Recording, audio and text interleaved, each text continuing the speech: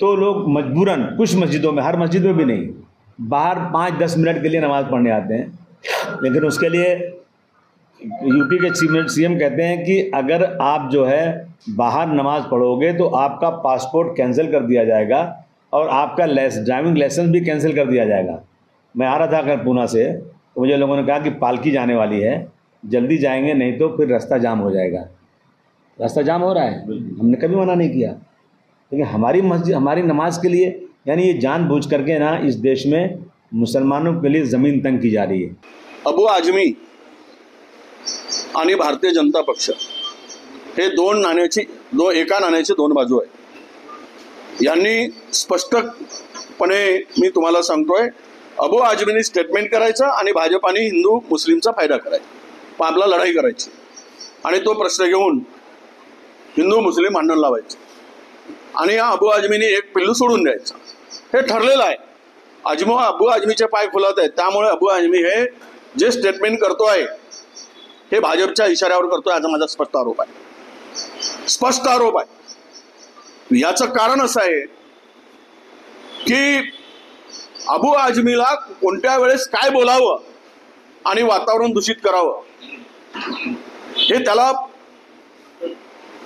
कुणाची तरी दबावामध्ये अशा प्रकारचे स्टेटमेंट अबू आझमीकडून येत असतात आणि त्यामुळं मला तरी वाटतं की अबू आझमीचं हे जे स्टेटमेंट वारकऱ्यांच्या संदर्भात झालं ते मुद्दाम हिंदू मुस्लिम हा वाद पुन्हा उभं करण्यासाठी झालं। खरं तर अबू आझमी तुम्ही दुसऱ्या कुठल्याही राजकीय विषयावर बोलला असता तर आम्ही खपवून घेतलं असतं, परंतु तुम्ही पांडुरंगाच्या वारीवरती बोललाय, तुमचंही खपवून घेतलं जाणार नाही। अबू आझमी ज्या पद्धतीने बोललाय त्या पद्धतीनं कोल्हापूरची कातडीची चप्पल आणून अबू आझमीचं तोंड फोडल्याशिवाय शिवसैनिक राहणार नाहीत।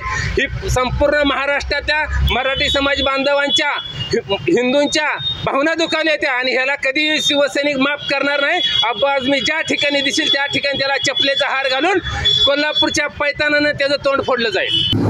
मला माझे की संत शेख मोहम्मद, मुस्लिम संत पांडुरंगाचे भक्त, त्यांची सुद्धा वारी निघते आणि सगळी मंडळी जी आहे ती एकत्रित काम करतात। तर समतेचा संदेश देणारी ही सगळी मंडळी खऱ्या अर्थानं या वारीच्या निमित्ताने एकत्रित येतात आणि परमेश्वराच्या चरणी लीन होण्यासाठी पुढे जातात। आता अशा वेळेला नाहीतरी अनेक वेळेला काय ना काहीतरी होतं, रस्ते अडले जातात, कुठे झाड पडलं, कुठे ब्रिज पडला, कुठे गाडी उलटी झाली, काय झालं, होतो ना त्रास। हा त्रास जो आहे सगळ्यांना एकत्रित आणणारा आहे, त्यामुळे मला असं वाटतं की ही वक्तव्य थांबवली पाहिजे।